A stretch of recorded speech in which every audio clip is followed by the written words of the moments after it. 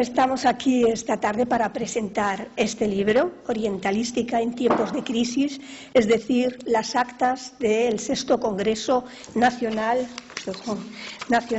del Centro de Estudios de Próximo Oriente, que tuvo lugar en la Facultad de Filología de la Universidad Complutense de Madrid entre los días 10 y 13 de diciembre del año 2013. Bueno, fue un congreso que realmente tuvo mucho éxito, no solamente por la cantidad de oyentes que vinieron, sobre todo estudiantes, sino sobre todo por el número de ponentes, de especialistas que se centraron en Siria-Palestina, el mundo indoeuropeo, el Antiguo Egipto, Grecia, Mesopotamia.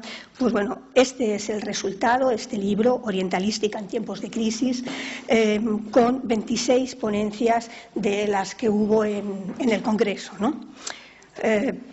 Yo creo que para hablar del Congreso para hablar de este libro contamos ahora con tres grandes especialistas que creo que hablarán muchísimo mejor y saben mucho más de este tema. Por un lado, sus dos editores, Juan Antonio Álvarez Pedrosa y Alberto Bernabé, que primero hablará Alberto Bernabé, ¿no? ¿Alberto Bernabé primero? Primero Juan Antonio, Alberto Bernabé, que son los editores, y José Ramón Pérez Acino.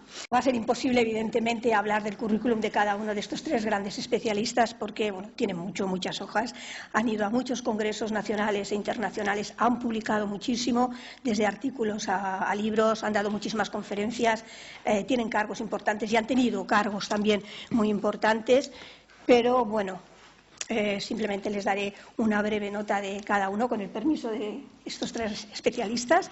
Voy a empezar por Juan Antonio Álvarez Pedrosa, que será el primero en hablar sobre este libro. Bueno, Juan Antonio Álvarez Pedrosa es catedrático de Lingüística Indoeuropea de la Universidad Complutense de Madrid. Entre los proyectos actuales es investigador principal del proyecto ítalo-español Indios y griegos en la corte de los aqueménidas, análisis de un contacto cultural. Empezó en el 2014 hasta el 2017. Entre los cargos actuales es director de la Revista Española de Lingüística desde el año 2011 y presidente de la Sociedad Científica Centro de Estudios del Próximo Oriente Antiguo desde el año 2013. Entre sus libros publicados, sus muchos y revistas y artículos, está La historia y leyes de los hititas, en 2 volúmenes del año 2000-2004, Préstamo lingüístico e ideológico, El mundo simbólico y su gestión ritual, magia y curación de los textos, de los años 2004, y Médico y magia en los textos hititas del año también 2004. Ha sido director del Instituto de Ciencias de las Religiones de la Universidad Complutense de Madrid, director del Departamento de Filología Griega y Lingüística Indoeuropea de la Universidad Complutense de Madrid. Bueno, les dejo con él, que seguro que os explicará muchas cosas muy interesantes. Muchísimas gracias. Bien, quiero comenzar la presentación del libro Orientalística en tiempos de crisis, fundamentalmente dando las gracias al Museo Arqueológico Nacional por prestarnos esta sede tan maravillosa que después de la renovación realmente es un lugar espléndido en el que todos los madrileños y todos los españoles sinceramente nos sentimos muy felices de estar. Y en particular doy las gracias al director, a don Andrés Carretero, que está aquí presente precisamente por favorecer y ayudar a que las actividades del Centro de Estudios del Próximo Oriente puedan tener lugar en un marco tan bueno y tan cómodo como es la sede del Museo Arqueológico Nacional. También quiero dar las gracias a Esther Pons por su presentación.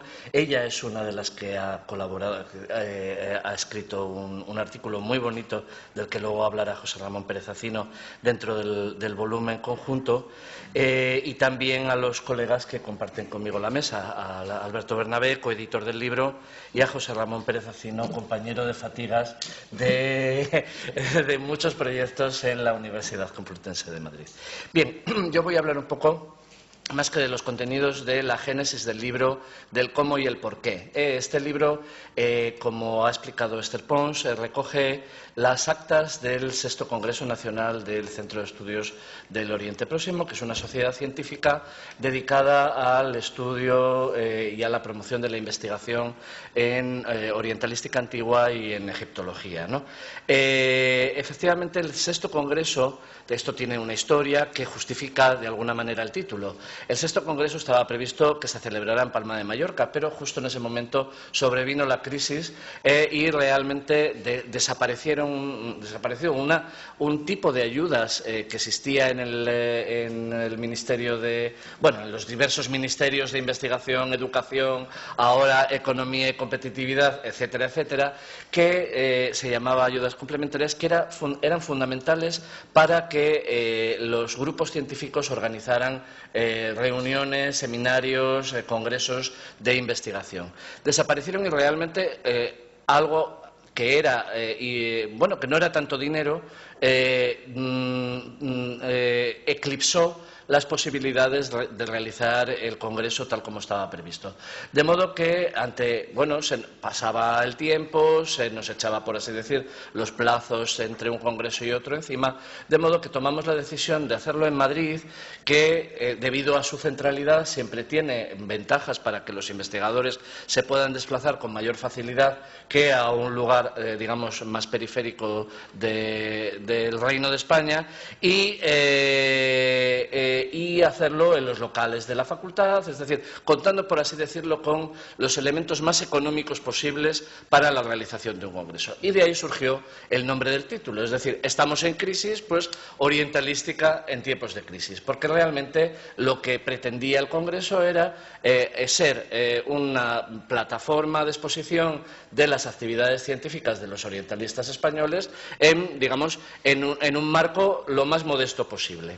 Pero tuvimos la suerte de que salió muy bien, porque ciertamente, Esther es testigo y bastantes de los que están aquí presentes de que realmente, contando con, mimbres muy económicos para la realización del Congreso, pues el Congreso, sin embargo, salió muy bien gracias al empuje de los participantes, y también de los organizadores. No nos vamos a quitar el mérito tampoco, pero efectivamente aquello, dio muy buen resultado.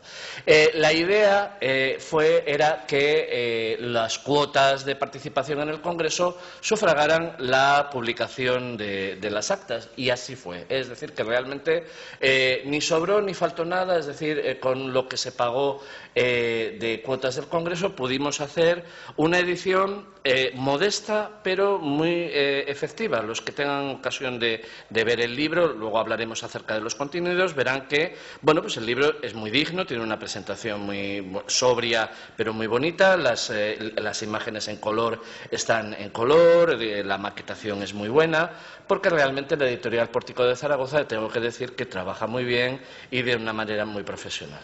El Congreso, efectivamente, tal como ha dicho Esther Pons, tuvo lugar en diciembre de 2013 y un poquito antes de las vacaciones de Navidad, que es una fecha bastante buena para hacer un congreso, tengo que decir, y organizamos los ámbitos temáticos dentro de lo que ya es una tradición dentro del Centro de Estudios del Próximo Oriente, es decir, 5 ámbitos temáticos que cubren Egipto, Mesopotamia, Sirio-Palestina, Oriente Indoeuropeo y Oriente en Occidente. De modo que cada una de las comunicaciones, por así decirlo, se agrupara o se integrara dentro de estos ámbitos temáticos. Y realmente el libro, tengo que decir que es un buen indicador, un muy buen indicador de lo que es la actividad de investigación en este tipo de ámbitos del Oriente Próximo y egiptología en España en la actualidad. Es decir, una combinación muy ponderada de temas de los artículos, una combinación también muy ponderada de investigadores consagrados y de investigadores noveles, gente que está empezando con su carrera de investigación, una combinación también bastante equilibrada de historiadores, arqueólogos y filólogos, es decir, las disciplinas que trabajan en este ámbito de estudios. La orientalística, y con esto ya concluyo mi parte de la presentación, la orientalística y la egiptología en España, ya saben ustedes que se trata de una disciplina con muchos problemas de implantación en los ámbitos, en las universidades y en los centros de investigación españolas, porque, digamos, tenemos una tradición discontinua, no bien entendida por las autoridades políticas de nuestro país. No tenemos todavía, y es una vergüenza que lo tengamos que decir aquí y así, de esta manera, pero todavía no existe un título oficial en ninguna universidad española de Oriente Antiguo y Egipto. Es algo realmente, bueno, que es increíble de decir, ¿no? Pero es así. Pero bueno, tengo la suerte de dar una buena noticia. En el día de hoy, la Universidad Complutense ha aprobado la creación de un título propio. No es un título oficial, es un título propio de la Universidad Complutense, pero bueno, un título avalado por la universidad más grande del país, de experto en orientalística y en egiptología, que abrirá su plazo de inscripción el día 1 de marzo. O sea que realmente la novedad en ese sentido es grande y, bueno, estamos de enhorabuena los que estamos aquí en la mesa. Muchísimas gracias.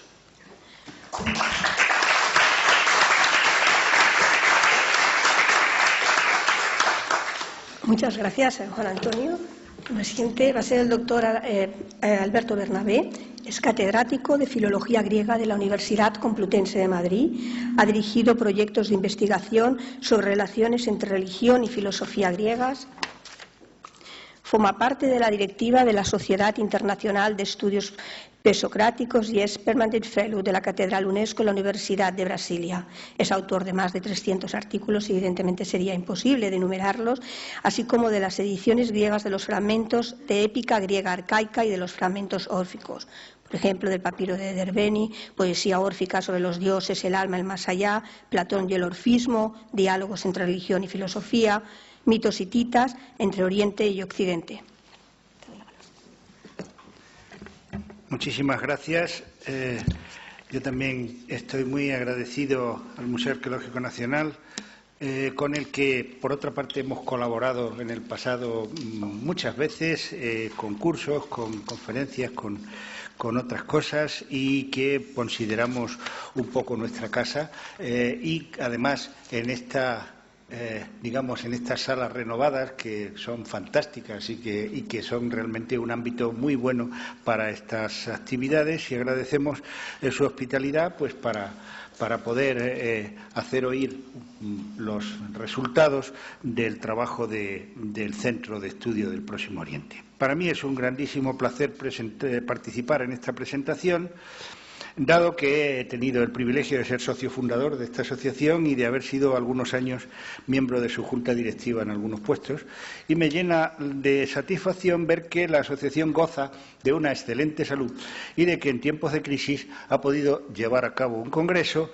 y luego publicar sus actas sin ninguna ayuda exterior, con el esfuerzo de sus socios y de los que, no siéndolo, nos honraron con su participación en el congreso, y todo ello en un plazo, debo decir, razonablemente corto.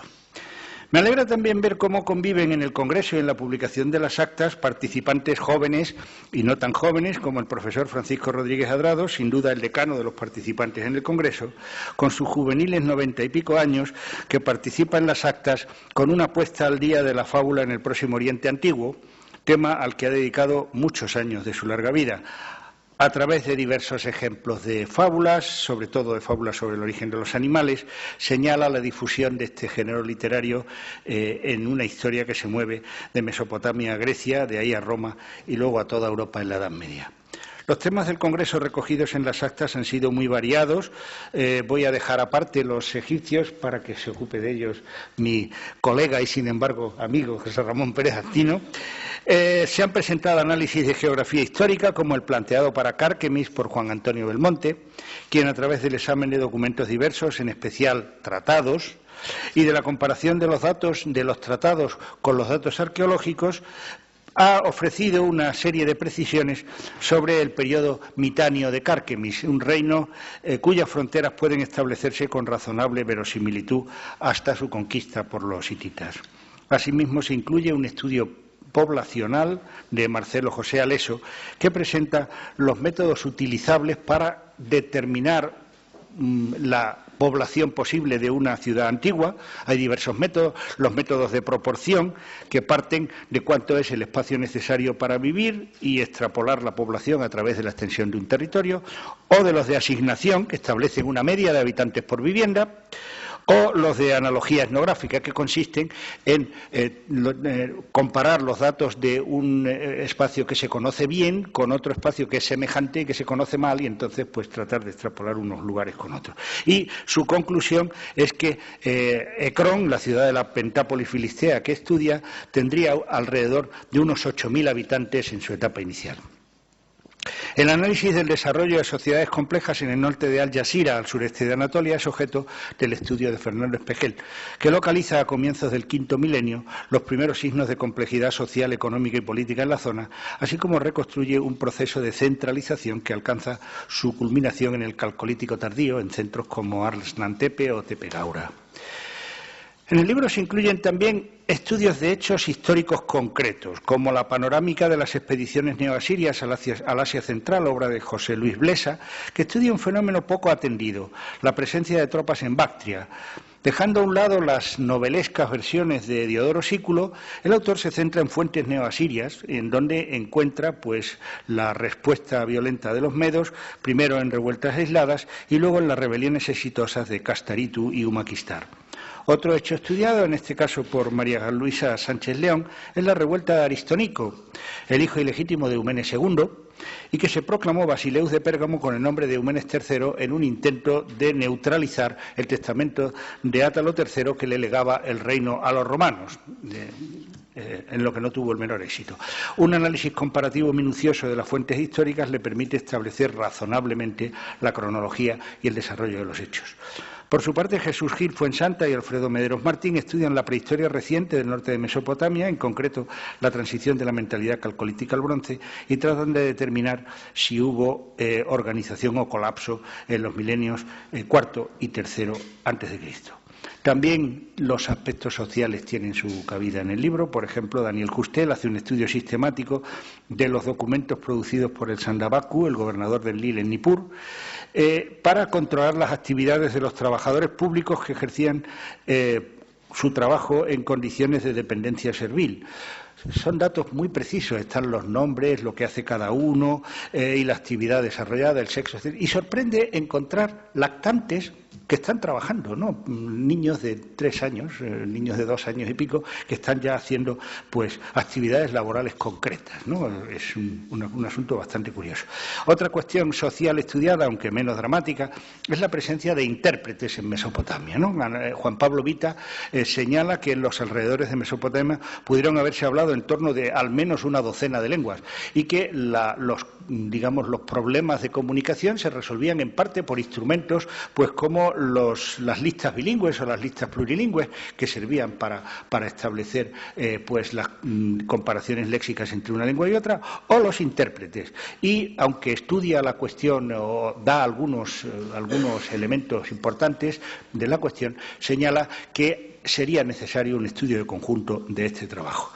Aún dentro de este apartado podemos reseñar la contribución de Álvarez Pedrosa, de la que tengo que hablar bien porque lo tengo a la derecha, que compara inscripciones reales persas con testimonios de los griegos acerca de la educación de la realeza y la nobleza persa, lo que le permite una cosa muy interesante, que es analizar el fenómeno de un modo muy rico y matizado desde 2 puntos de vista: la autopercepción, o sea, los documentos producidos por los propios persas, y la interpretación griega, ¿no? De manera que entre unos y otros se producen resultados muy interesantes.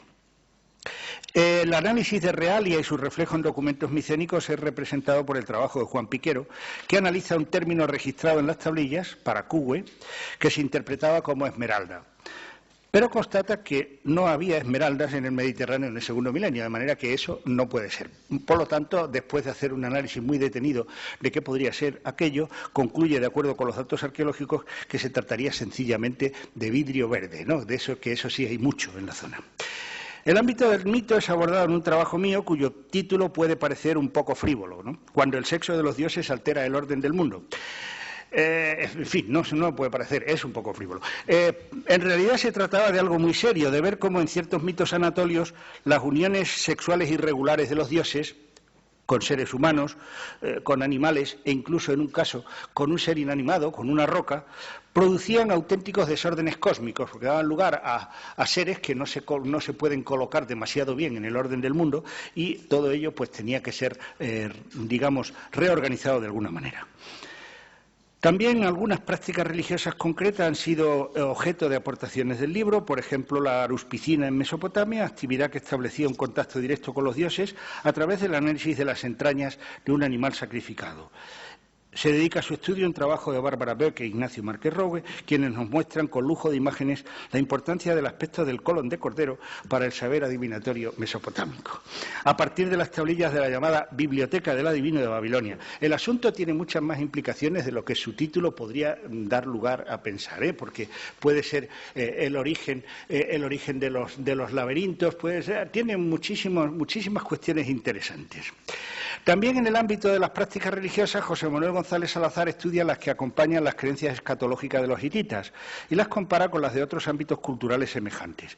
Parte del análisis de textos míticos rituales como el de Telipinu o el llamado Gran Viaje del Alma, que son documentos en los que tiene una parte importante la diosa Lelwani, la diosa infernal, y pasa revista a toda la parafernalia ritual de los procedimientos funerarios de los monarcas, y concluye señalando la existencia de una doble concepción post-mortem, una para muertos privilegiados que alcanzarían una especie de paraíso y otra para un infierno mucho menos atractivo para, diríamos, los muertos corrientes. El análisis de la etimología del nombre de Ártemis le sirve a Virgilio García Trabazo como vía de acceso a una interpretación distinta del dios ciervo lubita, Curunta, un dios protector, en el contexto del zoomorfismo religioso anatolio. Por su parte, Julia Mendoza analiza un motivo recurrente en varios relatos escatológicos egipcios, indios, iranios y griegos.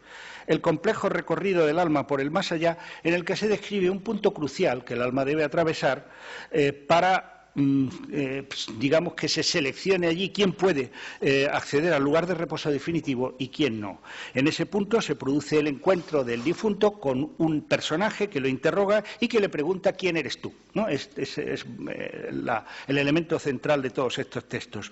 Y Mendoza hace un análisis comparativo de cuál es el punto liminar, quién pregunta, quién responde, cuál es la pregunta, cuál es la respuesta, y se plantea en cada caso si se trata de soluciones convergentes o se trata de cuestiones que pueden haber sido heredadas de una situación anterior. La perspectiva griega de algunos pueblos orientales también tiene cabida en la contribución de Inmaculada Hernández Tejero, que aborda el análisis de los pueblos asiáticos en Diodoro Sículo. Tras una breve presentación de la biblioteca histórica, señala lo que nos dice Diodoro de pueblos reales o ficticios, porque Diodoro mezcla pueblos auténticos con pueblos ficticios. Vean, los frigios, las amazonas, los escitas, los caldeos, los indios, los hiperbóreos, los habitantes de las islas de Jambulo, los histiófagos y los quelonófagos, ¿no? Los comedores de peces y comedores de tortugas. Y señala algunas pautas del modo en que Diodoro elabora la información. En otro orden de cosas, muy diferente, tenemos los temas epigráficos o lingüísticos, desde el análisis de inscripciones concretas, como un grafito neopúnico de Holt, de Gales, que fue publicado en 1930, pero que pasó inadvertido hasta que volvió a ser editado en 1939 e identificado como una inscripción neopúnica. Fernando Fernández Palacios la contextualiza y la reedita, confirmando con ello la existencia de un ambiente multiétnico en lugares de Britania en el siglo II después de Cristo.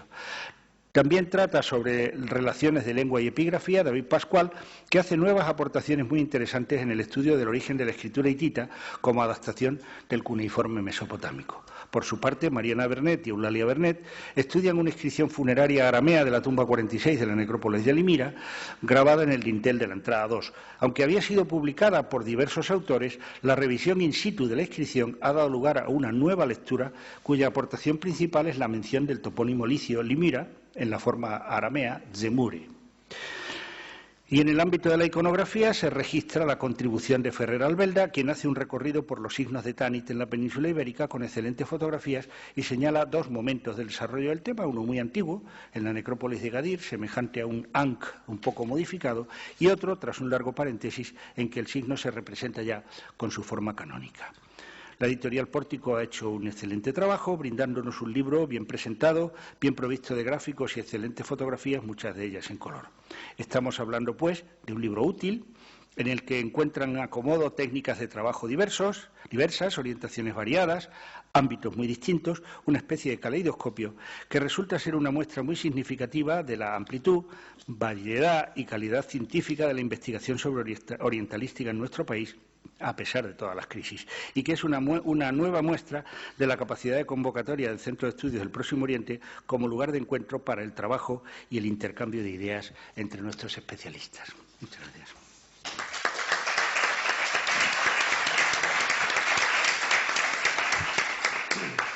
Muchas gracias, Alberto, por este resumen de todas las ponencias que trataban temas sobre Oriente Próximo. Y el último representante es el doctor José Ramón Pérez Acino, que evidentemente va a hablar sobre Egipto, sobre las ponencias. ¿Sí, no? Las ponencias sobre Egipto. Bueno, él es doctor en Historia Antigua por la Universidad Complutense de Madrid y en la actualidad es profesor ayudante doctor en el Departamento de Historia Antigua de esta misma institución. Se especializó en egiptología en la University College de la Universidad de Londres, donde durante años ha impartido docencia. Ha sido también profesor de egiptología en el Berkeley College y en otras instituciones del Reino Unido, y se ha especializado sobre todo en la concepción del espacio como elemento estructural de la expresión escrita en lengua egipcia. Ha participado en diferentes proyectos sobre Egipto, sobre todo en temas de epigrafía, como la tumba de Antifio, la tumba número 39. Hoy forma parte del equipo de yacimiento de Heracleópolis Magna, que está llevando a cabo, por supuesto, un estudio sobre epigrafía en el templo de Jerisef, y es director de Egiptología Complutense, una entidad académica de difusión de la egiptología en el ámbito universitario. Muchísimas gracias. Muchísimas gracias a ti, Esther, al Museo Arqueológico, en la persona de su director, Andrés Carretero, por acoger mi persona esta tarde. Y sobre todo, muchísimas gracias a los editores del volumen, mis buenos amigos y colegas, el profesor Alberto Bernabé y el profesor Juan Antonio Álvarez Pedrosa, que han querido que esté aquí, a pesar de la circunstancia vergonzante que ante ustedes voy a tener que exponer de no haber asistido al Congreso.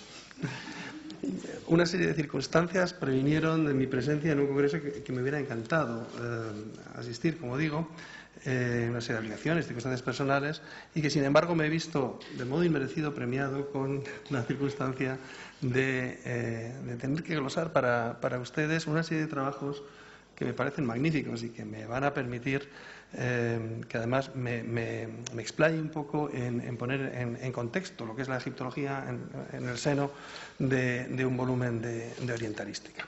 El título me parece especialmente apropiado y tengo que felicitar a los profesores que lo han elegido, porque además la pregunta sería: ¿ha habido una orientalística española en algún momento que no estuviera en tiempos de crisis?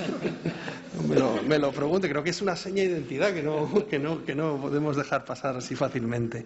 Por supuesto, el volumen, no puedo por menos de felicitar a los editores. El volumen es magnífico, es más allá de digno. A mí me parece que es un volumen que está al nivel de los volúmenes de publicaciones que uno ve en reuniones de este tipo. En ese sentido no hay nada que denote esa crisis. Está muy bien concebido.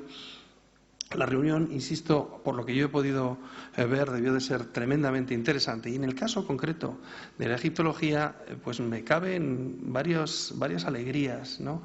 Al glosar lo que ha sido la aportación egiptológica de varios de mis colegas y de amigos en este congreso. Tengo que decir que de las 5 intervenciones que acaban publicadas, las 5 publicaciones que aparecen en el volumen, 4 de ellas tienen un marcado aspecto transversal, en el cual Egipto aparece como el eje de una serie de relaciones, bueno, si no el eje, al menos parte de una serie de relaciones con un mundo mucho más amplio, que es el mundo del Oriente Próximo. En el mundo egiptológico es un paradigma difícilmente superado el hecho de que Egipto es una entidad insular en gran medida, aislado entre sus desiertos y sus jeroglíficos, porque vamos a decir otra cosa, ¿no? Parece que es como de otro planeta, parece que es como de otro sitio, y la verdad es que no es así. Egipto tiene sentido en un ámbito mucho más amplio, que las disciplinas académicas, desgraciadamente, han tendido a singularizar. Cuanto más podamos establecer esa sensación de que Egipto no es tan Egipto si no lo tomamos en consideración y comparación con lo que le rodea, creo que haremos un servicio. Si no somos capaces de hacer eso, haremos un flaco servicio al desarrollo, no solo de la egiptología, sino especialmente de la orientalística. Por eso me ha dado una gran alegría el comprobar cómo trabajos como el de, por ejemplo, mi compañera, algo amiga, admirada Esther Pons Mellado, sobre una tumba romana en el yacimiento de Oxirrinco, una descripción magnífica de un enterramiento en el cual vemos perfectamente cómo la integración de lo egipcio más tradicional en la decoración del sarcófago con el mundo romano, que es ya presente, nos está hablando de una realidad que era la realidad de la sociedad egipcia en ese momento, ¿no? Y cómo entender el Egipto romano es entender el egipcio más antiguo, que tiene ya 3 milenios en ese momento de existencia, y sin embargo también entender cuáles son las nuevas aportaciones a la identidad y al concepto de lo que es ser egipcio, ¿no? En ese mismo sentido, por ejemplo, me gustaría comentar el trabajo de la doctora Vivas, Inmaculada Vivas, sobre las escenas de tributo. Las escenas de tributo en el Reino Nuevo son claramente un vector de comunicación de la sociedad egipcia, al aspecto palacial egipcio con el mundo exterior. El llamado tributo, el inu, es la expresión, una de las expresiones plásticas más claras, y el trabajo lo expresa magníficamente bien, de esa relación con el otro, ¿no? Con el otro del más allá. Por supuesto, bajo los parámetros de lo que es el modo de expresión de esa relación del mundo egipcio, pero está claro que precisamente esas escenas son elementos de comunicación del mundo egipcio con ese mundo, como digo, que le rodea. El trabajo de Nerea Tarancón sobre los testimonios de las mujeres, las llamadas mujeres fuertes egipcias, y la guerra es especial. Para mí ha sido especialmente contento de poder leerlo, y pone además este elemento también en consideración porque varias de estas mujeres guerreras, las que aparecen en una relación con el arte de la guerra, ejercitan este arte de la guerra, por supuesto, en relación con el mundo exterior. Al fin y al cabo, el enemigo más fácil en el mundo egipcio, el que aparece siempre debajo de la maza, con los sesos desparramados, pues, tiende a ser extranjero. Y eso también es una manera de relacionarse con el exterior y con el que le rodea, ¿no? Me atrevo a introducir, aunque solo sea, y no sé si lo podríamos disputar, me atrevo a introducir en el campo de Egipto la obra o el artículo de mi compañero Antonio Pérez de la Argacha. Yo sé que pertenece al mundo de lo oriental y me van a permitir que lo tome prestado un poco. Es sobre el reino de Catna. Antonio Pérez de la Argacha es una persona que se ha dedicado durante muchos años al mundo egipcio, pero es precisamente una persona que ha derivado hacia este mundo interconectado, este mundo transversal, de tal manera que su contribución, que es una revalorización en varios aspectos del papel precisamente de interconexión del reino de Catna, ilustra muy bien este aspecto del que a mí me gustaría glosar de estas obras. En concreto, me parece especialmente interesante lo que el artículo plantea en relación con el marfil, los elefantes, que para el mundo egipcio tienen una simbología muy concreta y que desgraciadamente en el Reino Nuevo ya se ven hay pocos elefantes al alcance de los egipcios. Sin embargo, el reino de Catna es quien provee de marfil y de elefantes y de simbología de otra procedencia sin duda, pero de alguna manera viene a renovar esa simbología interesante y del marfil y de los elefantes en el mundo egipcio. Por lo tanto, esta idea de la transversalidad se ve reforzada también en este trabajo. Y aunque no representa una transversalidad, sin embargo, el último de los trabajos que quiero citar es el último, pero no es ni mucho menos el último en la consideración, es el trabajo de Francisco Borrego sobre una reconsideración del enterramiento de la reina Jeteferes I, el reino antiguo, la madre de Jufu y una de las esposas de Snefru. Es bien conocido el enterramiento porque se encontró razonablemente intacto por Reisner, está expuesto en el Museo del Cairo. El doctor Borrego lo que hace es una comparación con la situación de la división de los restos corpóreos de otro monarca, de Neterierket, de Zoser, en la dinastía tercera, para explicar que probablemente, o para defender, que me parece tremendamente plausible y tremendamente creativo, que probablemente la tumba de Jeteferes no fue saqueada, no fue movida, el cuerpo de Jeteferes no está allí, pero probablemente fue intencionadamente diseñada de esta manera, ¿no? El cuerpo estaría en otra parte, los cuasos canopos con parte de sus sacras y reales entrañas se quedarían allí por una razón de la cual existe un paralelo. Y siempre que tenemos un paralelo, pues es interesante porque nos genera un patrón que nos puede servir para futuras situaciones similares. En ese sentido, el trabajo de Francisco Borrego, aunque no entra en este aspecto de la transversalidad, sin embargo, me parece que es una contribución puramente egiptológica al volumen de un valor muy grande. He de decir, no quiero extenderme, he de decir que la contribución egiptológica al volumen es numéricamente minoritaria, pero que yo hago votos porque las nuevas generaciones de egiptólogos, por lo menos los que salgan de la Complutense, de los cuales puedo tener algo que ver con ellos, se impliquen en esta idea de la transversalidad, se impliquen en esta idea de la concepción de un Egipto que, sin duda, cuando vemos la sociedad egipcia nos damos cuenta que la aceptación de los extranjeros en la sociedad egipcia era algo tremendamente normal. La sociedad egipcia es una sociedad bastante multiforme y, sin embargo, la disciplina egiptológica no lo es. De ahí tenemos un elemento de contraste que yo creo que debería ser corregido y quizá le toque a las generaciones futuras. Y nada más. Muchísimas gracias por su atención.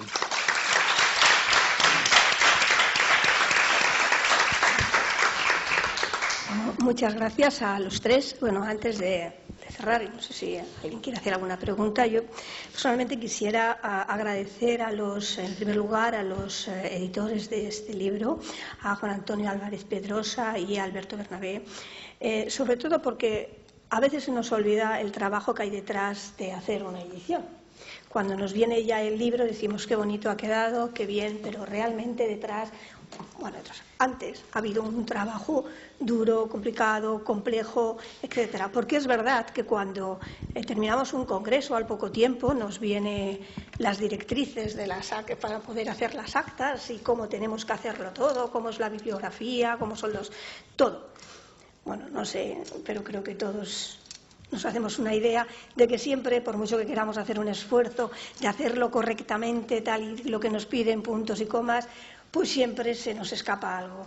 Que si la bibliografía no es la correcta, hemos puesto los años en un lado y es en otro, que si resulta que las imágenes no son suficientemente de buena calidad, que si nos han pedido una fuente, pues nosotros vamos a la otra, nos gusta más, o es la que tenemos, ¿verdad que es así? Entonces ya lo entregamos y decimos, ya está. Bueno, lo entregamos y les queda la labor a los editores, que les queda mucho trabajo, mucha corrección para que quede un buen libro, haya una sistematización de todos los artículos y eso muchas veces se nos olvida. Decimos, mira, ya está hecho, qué bonito y ya está, pero se nos olvida. Así que yo creo que en el nombre de todos y en el mío propio agradecerles esta edición, que es muy buena. Yo voy a tirar un globo sonda, espero que haya un 7º congreso. Y se pueda, esta vez en tiempos de crisis, de medio crisis o de como sea, pero es verdad que lo haya y que, como dice José Ramón Pérez Acino, pues haya más gente que se pueda presentar. Y también quería dar las gracias por último a José Ramón por ser un poco la cara de esta pequeña comunidad de egiptólogos que hay en España, cada vez un poquito más, pero somos pocos. Y bueno, y agradecerle el que haya venido y Sí, eso sí. Y que, bueno, somos pocos, pero que ha venido pues un poco en representación. Bueno, pues muchas gracias a todos y no sé si tenía alguna pregunta. Siempre. Muchas gracias.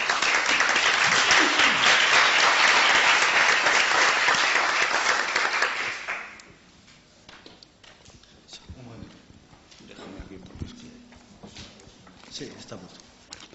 Buenas tardes. Yo quería hacer dos preguntas, señor. Primero, ¿por qué hay tan pocos datos sobre las ciudades del reino de Cirene en la Cirenaica?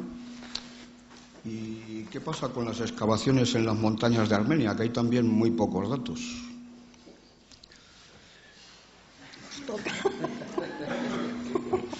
Es que hay guerra en Oriente Medio, entonces... ¿En Armenia se pueden hacer excavaciones actualmente, señor? Yo voy a hablar de Cirene. De Cirene. De Cirene, poco, porque no sé... Básicamente, en Cirene... Una de las razones por la que Cirene está algo menos conocido, pero no tampoco tanto, es bueno, que está en Libia. Sí. Y eso es una razón poderosa en muchos ámbitos, ¿no? Libia no es un sitio, en los últimos años, primero ha estado cerrado a Occidente desde los años 60. En la época anterior el énfasis en gran medida fue en otras zonas arqueológicas de Libia. Y, por supuesto, todos somos conscientes de la situación en la que está Libia en este momento. La Cirenaica, efectivamente, es un campo en el que se puede seguir trabajando. Hay varios proyectos de exploración arqueológica dentro de Libia, en lo que yo conozco, en el Fezzan, por ejemplo. No le puedo decir mucho del Cirene, pero básicamente la circunstancia principal que domina la arqueología libia, por lo que yo conozco de colegas que trabajan en Libia, es la imposibilidad de llevar a cabo una labor continuada, ¿no? Ante el régimen del coronel Gaddafi, por lo hermético de esta situación, y en la actualidad virtualmente por la ausencia de un gobierno y por un peligro físico en ese sentido, ¿no? Señor, pero los que habitaban las ciudades de Cirenaica eran tribus libias mezcladas con griegos. Eso es muy moderno para mí. Yo me muevo se mezclaron... Me imagino que sí. Cirene sin duda sería una... Yo siempre he concebido, pero aquí me da vergüenza hablar, que hay gente que sabe mucho más que yo de esto, pero siempre he concebido Cirene como una especie de Alejandría. Y Alejandría tiene un carácter muy peculiar de lugar de crisol, en gran medida, pero fundamentalmente griego. Yo me imagino que Cirene era fundamentalmente más griega que otra cosa. ¿Pero se mezclarían con los libios, los griegos de Cirene? Supongo que si se llevaban bien, sí. Si se gustaban. No, vamos a ver. Hasta donde yo sé, las ciudades importantes de Cirene surgen como resultado de la colonización griega. Son colonias dorias. Sabemos bien de dónde proceden, cuál es su dialecto. El problema es que en el siglo VI se produce una deportación masiva de habitantes de esa zona a otros territorios del Imperio Aqueménida, porque efectivamente realmente plantean una resistencia efectiva a la invasión de Cambises, y luego Darío les deporta. Yo eso es lo que les puedo decir. Quiero decir que luego realmente qué datos arqueológicos hay, yo no tengo ni idea. Interacción entre habitantes de colonias griegas y habitantes locales, ¿puede haberla o no? Eso también depende un poco de los contextos históricos en los que se produzcan. En la península ibérica la hay, pero en el norte de África a lo mejor no. Es que soy yo, en ese sentido, yo no tengo tampoco más datos. Con respecto a las excavaciones de Armenia, sí le puedo decir algo. Vamos a ver. Lo que es los testimonios de carácter protohistórico o histórico de esa zona no está en lo que es la actual República de Armenia, sino bastante más abajo, es decir, se corresponde a la zona que llamaríamos el Reino de Urartu, que estaría más o menos se correspondería más o menos con lo que es actualmente el este de Turquía. Y ahí sí ha habido excavaciones, es decir, que tenemos muchos materiales que nos dan información acerca del Reino de Urartu, las inscripciones y el tipo de cuneiforme, adaptación del cuneiforme correspondiente a Urartu. Urartu y todo esto, pero en esa zona no, digamos, el asentamiento es fundamentalmente de época medieval, no de época anterior a Cristo, así que, bueno, pues eso. Bueno, pero actualmente se puede excavar, ¿o no? Porque En Armenia sí. En Armenia sí. Armenia es uno de los países más estables, más seguros y más estupendos de la zona. Es decir, que ahí no hay ningún problema, eso está claro. Vale, pues gracias.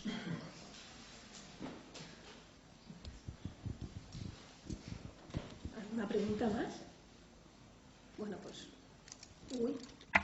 Bueno, ahora ya. Pues nada, solo me queda darles las gracias a los tres especialistas que han venido a presentar este magnífico libro y, desde luego, a todos ustedes por haber venido, habernos oído y, bueno, muchas gracias. Hasta luego.